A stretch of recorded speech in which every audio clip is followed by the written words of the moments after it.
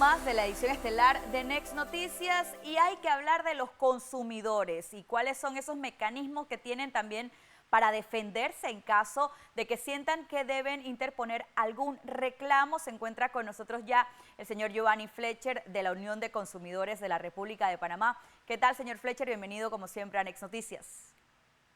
Saludos, como siempre un honor participar en estos grandes programas y este gran canal de televisión. Señor Fletcher, hemos visto a través de las redes sociales ya algunas personas que han tenido en sus hogares estos recibos que luego del aumento en la tarifa eléctrica han visto que son aumentos exorbitantes. No sé si ya le ha llegado algún tipo de queja como esta a ustedes como unión de consumidores para saber también qué se puede hacer frente a este tipo de situaciones. Bueno, efectivamente, dentro del movimiento de consumidores, la asociación de consumidores que nosotros asistimos y asesoramos, la Unión Nacional de Consumidores y Usuarios de la República de Panamá, CUREPA, y el Instituto Panameño de Derechos de Consumidor y Usuario, PADECU, efectivamente hemos recibido, como todos, quejas, anotaciones, las pesadumbreces de muchos usuarios del servicio público, eléctrico en este caso, donde dentro de la comparativa que hacen frente a meses anteriores, sí se está resintiendo los elevados niveles de aumento o de facturación que en este mes de enero, frente a lo que teóricamente se consumió en el mes de diciembre, se está postulando por parte de las empresas distribuidoras. Realmente lo que el consumidor o usuario de servicio público domiciliario de energía eléctrica puede hacer es muy poco. El Sistema Eléctrico Nacional Panameño es un sistema que fue configurado, como se sabe, finales de la década del 90 y no se ha reestructurado nunca más.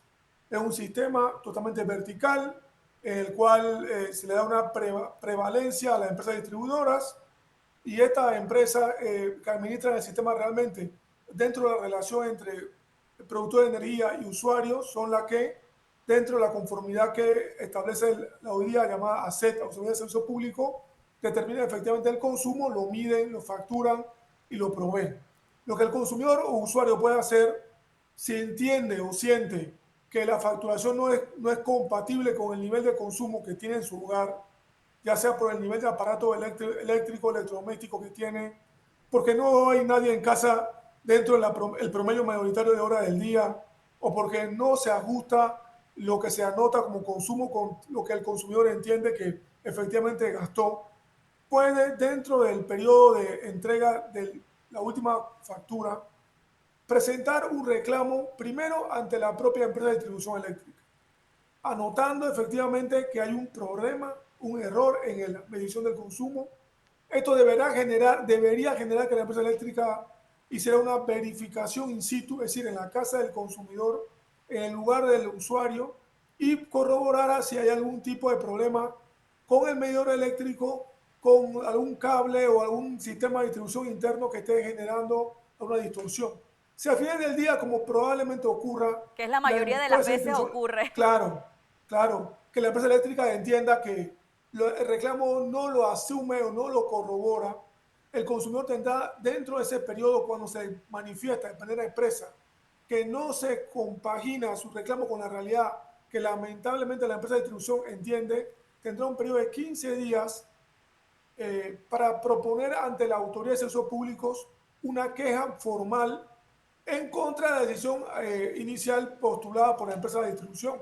Esto deberá generar dentro de la SED un proceso investigativo, el cual debería también derivar una inspección administrativa técnica en la cual se corrobore por parte de expertos ligados a la SED los niveles de consumo internos del consumidor, del usuario, y su histórico de consumo frente a lo que hubiese pagado o consumido los 6 meses anteriores.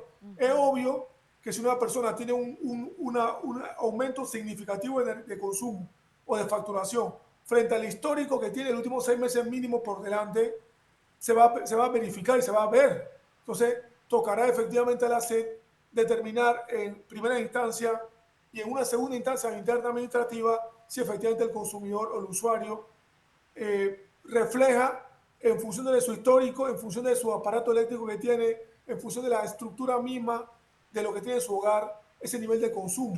El tema no es fácil Sí. porque evidentemente la SED no es a criterio de nosotros, el movimiento de consumidores, una entidad recreada funcionalmente hablando para poder establecer de manera clara, objetiva y administrativamente idónea el balance entre usuarios y empresa distribuidora de servicio eléctrico nacional.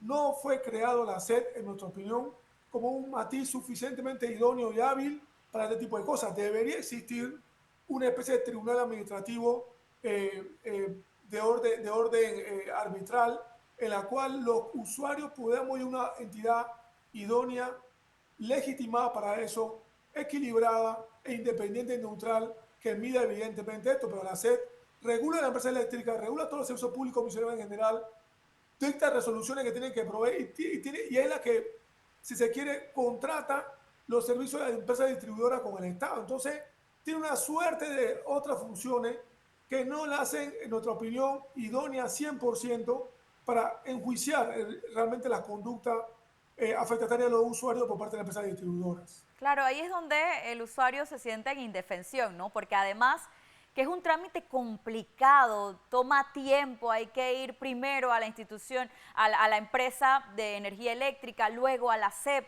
a intentar y también esperar a ver cuándo ellos pueden ir a la casa y verificar. O sea, es un proceso largo y tedioso que muchas veces termina haciendo que el usuario se rinda y que si en el Claro, caso de apagones, y es más, etcétera, que claro, pierda los electrodomésticos en todo caso también. y es más gravoso porque una vez la SED, la Autoridad de Servicio Público, dicta una resolución diciendo quién es responsable. Si hubiese un responsable, cualquiera de las dos partes, y normalmente lo hace la empresa distribuidora, propone un recurso contencioso administrativo de plena jurisdicción ante la sala tercera de la Corte, y el usuario tiene que esperar que la sala tercera de la Corte, 4 años después, Wow. dictamine si la resolución de la SED en segunda instancia, si fuera el caso, es idónea o no, o acorde al derecho. Entonces, los usuarios no podemos esperar todo el matiz de tiempo de debate dentro de la SED y luego una infinitud de tiempo para que la sala tercera de la Corte, que es el único tribunal contencioso administrativo del país, para todos los temas administrativos contenciosos del país, se mida un criterio. Hay casos donde la sala tercera de la Corte, evidentemente, al final se pronuncia a favor del usuario, no muchos, pero el tema aquí no es el fondo del contenido de la resolución, sino el tiempo de espera Claro, muy largo y el usuario tiene que poner un abogado que se defienda frente a los múltiples abogados y claro. recursos casi infinitos que tiene la empresa distribuidora. Entonces el tema Y no es ahora, el fácil, tiempo también no es sigue equitativo, pasando y claro, el usuario entonces, si no hay una resolución, debe entonces pagar las facturas que le llegan del servicio. no. La normativa regulatoria en materia de este tipo de reclamo, dispuesta por la propia SED, impone que si usted tiene un problema, por decir un ejemplo, referente en este caso a sobrefacturación o facturación equívoca o errada, el usuario no está obligado a pagar ese monto hasta que la SED se pronuncie. No es cierto que tiene que pagar para ser escuchado. El consumidor, el usuario reclama ante la SED y mientras la SED no se pronuncie, el usuario no está obligado a pagar ninguna multa, ni sobrecargo, ni un tipo de elemento adicional a lo que evidentemente entiende en justicia en su momento qué es lo que deberá pagar, pero no está obligado insofactamente o de manera preliminar o previa. Claro, importante entonces hacer un llamado a las autoridades. Entiendo, en este momento en la Asamblea Nacional se están llevando alrededor de 5 iniciativas legislativas relacionadas con el servicio de energía eléctrica. ¿Ustedes han podido ver algunas de ellas, ya si sea por encima, para saber si en realidad podría traer algún tipo de beneficio para los consumidores? Bueno, nosotros hemos podido, en función de lo que nos ha comunicado o informado de parte de la Secretaría de la Comisión de Comercio de la Asamblea Nacional, hemos podido visualizar por encima, si se quiere, 3 o 4 anteproyectos de ley que se muestran en el fondo en la misma línea de tratar de interactuar con las actuaciones que hoy día la empresa de distribución eléctrica en la práctica generan. Estamos viendo anteproyectos que tienen que ver con la forma de cobranza, con la forma de facturación, con los mecanismos resolutorios de enfrentar los, entre comillas, y tradicionalmente dados abusos, inclusive con elementos significativos que en otros países ya son superados, que uno elige en muchos países, especialmente europeos, a quién nosotros queremos que nos provea el servicio de energía eléctrica. Es decir, cuál es la empresa generadora que nosotros adscribimos o la empresa distribuidora que nosotros queremos que nos administra el sistema. Eso ocurre en España. Usted elige y sin importar la región en la cual se encuentre, Claro, porque qué empresa distribuidora usted quiere. aquí en Panamá es una cuestión de suerte. De donde vivas, a donde te tocó, esa es Claro. la que te toca ¿Por como qué? empresa. Claro, porque en Panamá el sistema está dividido en función de monopolios naturales geográficos. Ojalá se pudiera llegar al tamiz en la cual uno pudiera elegir en función de los perfiles de tarifa que ofertasen si yo quiero empresa tal o cual, Claro. independientemente de donde vivo. Lamentablemente, al ser un país pequeño y ser empresa de distribución que domina la generalidad del territorio y no haber la posibilidad de que entren nuevos gestores que compitan en distribución, porque es un monopolio natural producto de la complejidad de la operación.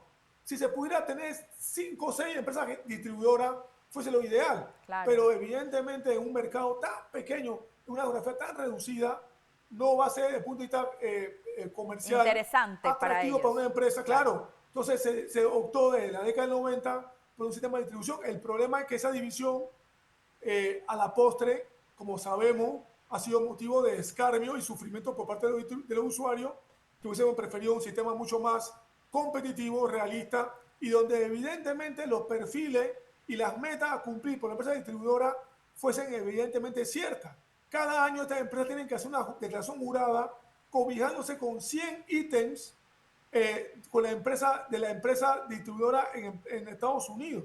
Y la realidad es que ambas empresas no cumplen con los estándares de óptima funcionalidad que empresas norteamericanas cumplen, una ficción totalmente inocua. Imagínese. Señor Giovanni Fletcher, le vamos a agradecer por estar con nosotros aquí en el Noticiero Estelar de Next Noticias. Que tenga buenas noches. Igualmente, gracias a ustedes.